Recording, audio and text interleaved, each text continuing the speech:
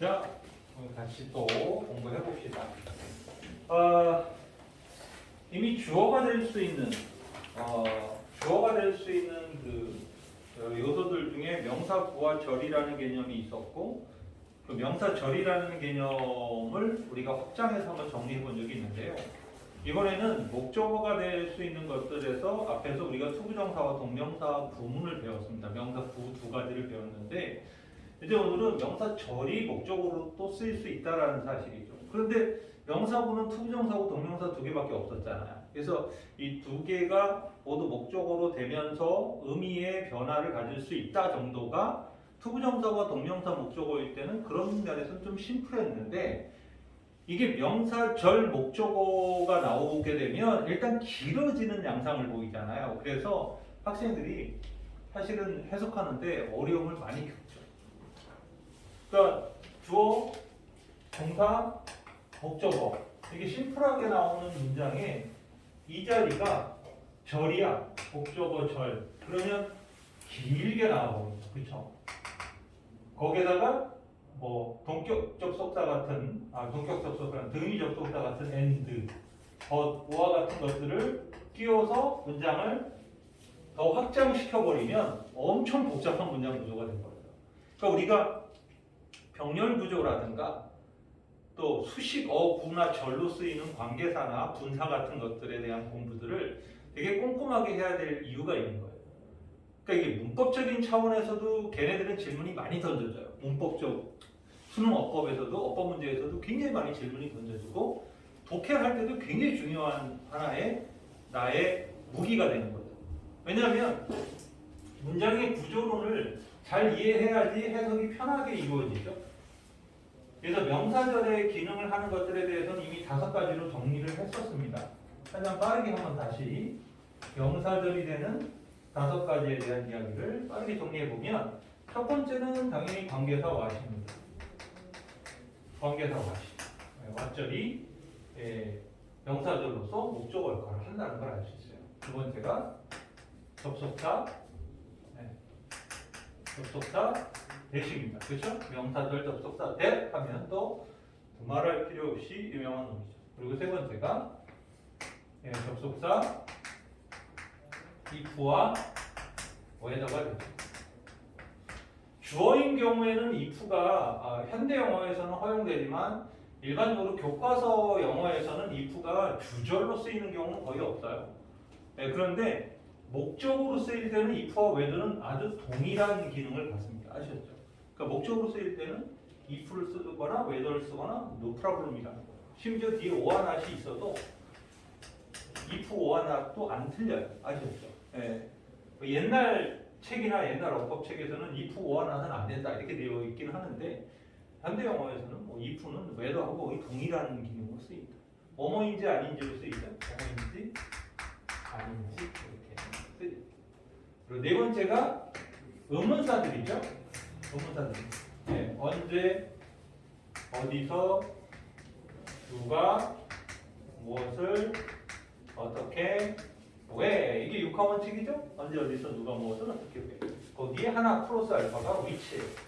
선택 의문사라요. 선택. 어떤 것을 선택 의문사가.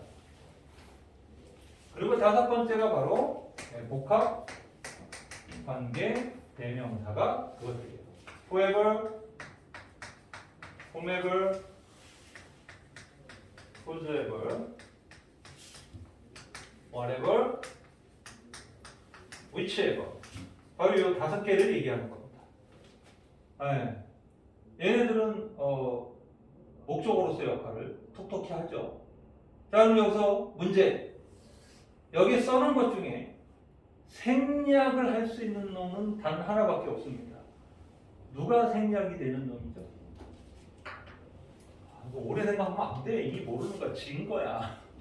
얘는 유일하게 접속사 대신 생략이 혼자만 가능합니다. 나머지는 생략이 안 돼. 왜 그럴까? 뜻이 있기 때문에. 뜻이 있는데 얘가 뭐뭐인지 아닌지 얘 빼버리면 뭐가 이상해지잖아. 얘도 어디서 이런 뜻인데 얘 빼버리면 말이 이상해져 보이겠지. 그러니까는 얘네들도 뜻이 명확하잖아요. 얘네들은 뜻들이 다 명확한 애들이다 보니까 뺄 수가 없어요. 생략이 안 되는데 요 놈만 생략이 돼요. 그래서 요 생략되는 놈 하나가 아무것도 아닌 것 같지만 제가 엄청 피곤한 거예요. 왜? 보이면 눈에 보이면 아 얘가 뭐가 왔구나라고 우리가 보고서는 얘 기능을 갖다가 활용하잖아요. 그런데 안 보이면 어떻게 돼? 있는지 모르니까 넘어가죠. 그러니까 생략이 일어나게 되면 갑자기 이런 문장이 나와요. 주어 동사 이렇게 나와요. 그러면 이제 애들이 순간적으로는 왜 주어 동사 두 번 연속 이렇게 되는 거죠. 그렇죠? 그래서 당연히 여기 대신 생략되어 있는 거죠. 그렇죠? 그러니까 이 목적어로서의 역할을 하는 대절이 자기가 생략이 돼버리면 이 동사의 목적어가 뒤에 주어 동사라는 사실을 빠르게 판단하기가 쉽지 않다라는 거예요. 그러니까 이런 것들을 경험을 통해서 대시 생략될 수 있다. 이 대세 생략을 이해하는 것은 동시에 뭐와도 관련되냐면 동사가 one, to가 나오잖아요. 그렇죠? 그 두 개의 동사가 나와버려요. 저 문장 속에. 근데 두 개의 동사를 가지려면 반드시 따라와야 되는 게 뭐예요? 관계사나 접속사가 하나는 반드시 껴 있어야 되잖아요. 근데 생략이 돼버리면 있는지 없는지 모르니까 이게 이 두 번째 동사가 맞는지 아닌지를 판단하기도 어려워지게 된다는 거예요. 그래서 생략은 조심해야 돼요. 우리가 특수구문이라고 하는 것들이 뭐가 있냐면 생략구문이 아주 특수구문이에요. 왜냐하면 있어야 될 놈을 빼갖고 쓰니까 헷갈릴 수밖에 없는 거예요. 그리고 두 번째가 도치구문이에요. 문장을 막 뒤집어 놓는 거예요. 그러니까 이런 특수구문 같은 경우들은 정리를 좀 꼭 꼼꼼하게 해둘 필요가 있어요. 나중에 우리도 수업 프로그램에 그 정의 내리겠지만 그래서 이렇게 명사절로 쓰이는 애들이 종류가 이게 다예요. 그런데 많죠. 사실은 이거 하나하나 따져보면 하나, 둘, 셋, 넷, 다섯, 여섯, 일곱, 여덟, 16개나 돼요. 그렇죠? 16개나 되는 명사절들이 목적어 역할을 할 수 있다. 그럼 뭐 16개 문장 구조가 벌써 딱 기본적으로 나오잖아. 여기다가 응용하기 시작하고 이거 집어넣어 버리면 여기에 대난리 환장 볼수가 나오는 거죠.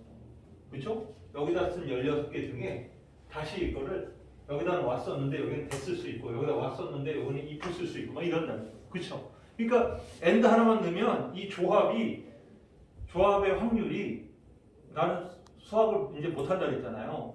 16 곱하기 16이 되는 건가요? 그렇죠?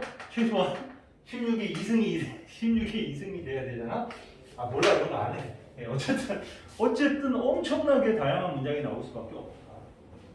그래서 얘네들은 생각보다 쉬운 건 아니다. 자 여기 여러분들 읽어봐서 알겠지만 해석이 그렇게 만만치 않았을 겁니다. 한번 같이 봅시다. 찾아보면서 봐요. 59번입니다. 여기에 that 뮤직비디오 이하가 바로 접속사 대절로 목적어 역할을 한다는 것을 눈치를 딱 때려야 되겠죠. 점점 더 많은 사람들이 깨닫고 있다, 알아가고 있다 이거죠. 데디아를 하고 목적으로 쓰이는 거죠. 뮤직비디오들이 can bring out은 뭐 드러내다, 가져오다 이런 의미를 갖고 있죠. 뭐를 드러내고 뭘 가져오는 거야? The color of the singers and their song. 가수들과 그들의 노래들의 색깔, 색채를 드러내다. 여기 드러내다가 좀 더 맞겠네요. 그렇죠? 가져오다. 드러낼 수 있다라는 것을 더 많은 사람들이 깨닫고 있다. 그렇죠? 그냥 노래만 듣는 거하고 그죠? 뮤직비디오를 이렇게 보는 거하고는 느낌이 훨씬 더 직관적으로 보이죠. 그렇죠? 뮤직비디오를 통해서 가사의 내용을 좀 더 확실하게 전달을 받을 수도 있고 뭐 그런 기능이 있다는 걸 알 수 있죠. 어쨌든 접속사 대시였습니다. 자, 60번입니다. 요거 조심해야 돼요. 왜냐면 얘는 무려 두 군데서의 생략이 발생했죠. 생략된 자리 찾아보세요. 당연히 첫 번째는 said하고 beside가 생략됐죠. 그렇죠? 대시 생략됐어요. 그리고 또 하나는 no 다음에 또 대시 또 생략됐어요. 그렇죠?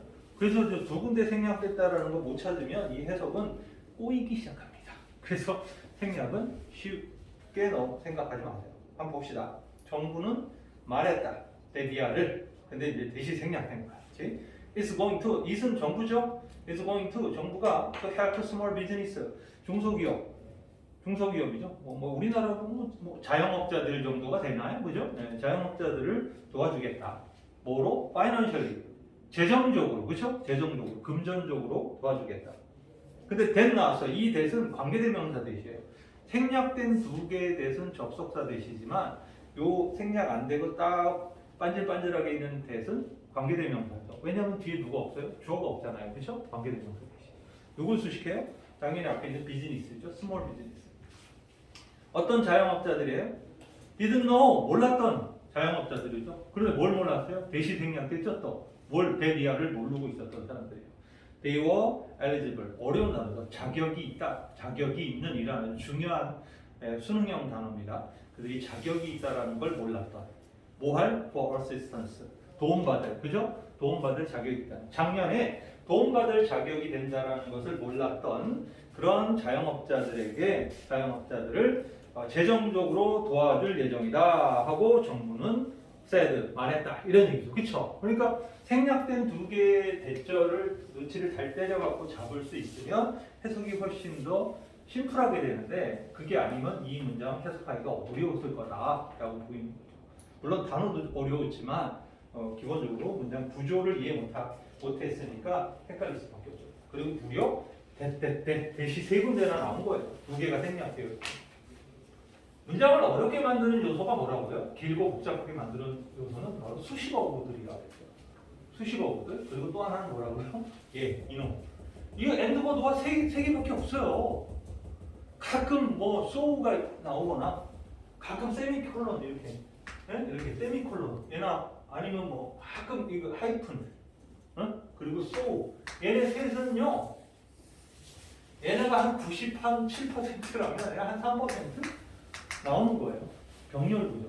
좌우를 데칼코마니로 만드는 병렬 구조인데 얘가 한번 나오면 머리 쥐나서. 그러니까 나중에 이제 더 고난도 구문을 선생님이 4개 단위의 구문 자료를 갖고 있거든요. 기초 자료. 여러분들은 이제 그래도 실력 빨리니까 내가 마음대로 붙였어. 그렇지. 두 번째 단계. 하는 거고 세 번째 단계는 지금 고3들이 하고 있어요.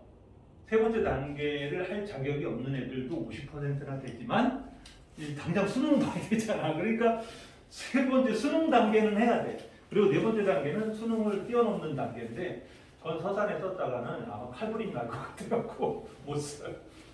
근데 한번 쓰고 싶어. 애들 잘 키워갖고 쓰고 싶어. 내 욕심이야 그건. 자, 61번 봅시다. 이것도 생략이 일어났어요, 얘들아. 어디서 빨리 찾아야 돼? people하고 you 사이에 대시 또 생략이 일어나요. 찾아야 돼. 그래서 when they tell people, when you tell people, 당신이 사람들한테 말했을 때 뭘 말하는 거야? That you need help. 당신이 도움을 필요로 한다라는 말을 했을 때 they will give you hand.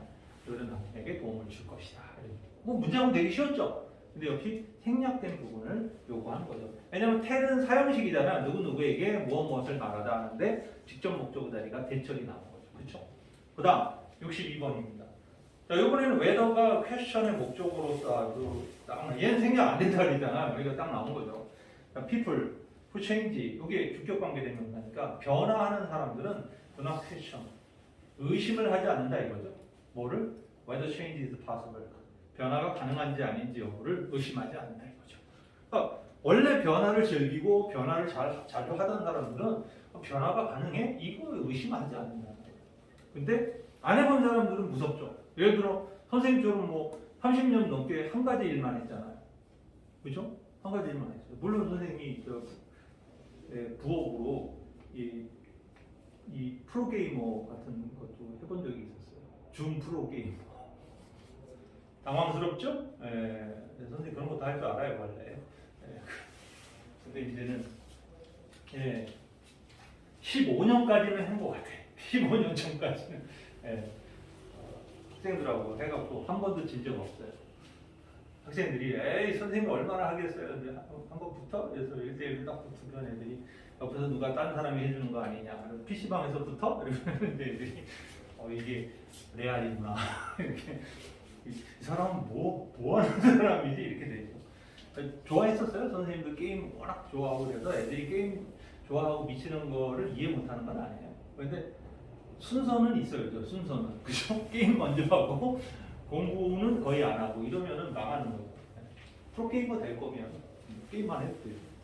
자, 어쨌든 이 문장 사실은 갑자기 선생님 보고 딴 거 해라 이제부터 그러면 어렵죠.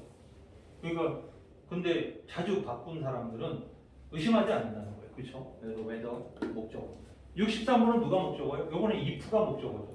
원도의 목적으로 쓰였어요. 자, for more than a century, 1세기도 더 넘게 동안 사이코애널리스트가 있습니다.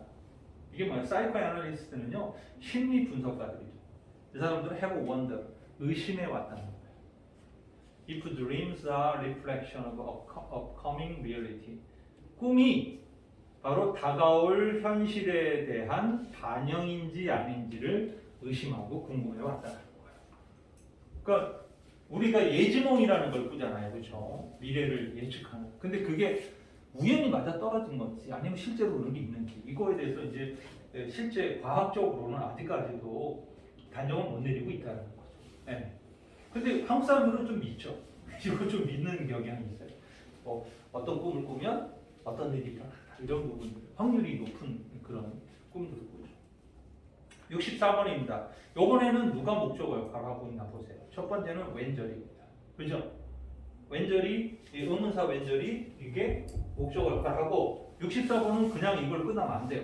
하나로 숨어 있어요. 바로 guarantee 다음에 대시 생략되고 있어요. 그렇죠? 이거 다 찾아낼 줄 알아야 돼요. 안 그러면은 해석이 뒤죽박죽이 되거나 망가질 수 있어요. 얘는 짧고 간단한 문장이니까 편할 수 있지만 문장이 이보다 훨씬 복잡해지면 생략된 거 못 찾아내고 이런 식이면 굉장히 힘들어요. 자, ask yourself. 너 스스로에게 물어라 이거죠. 질문해라.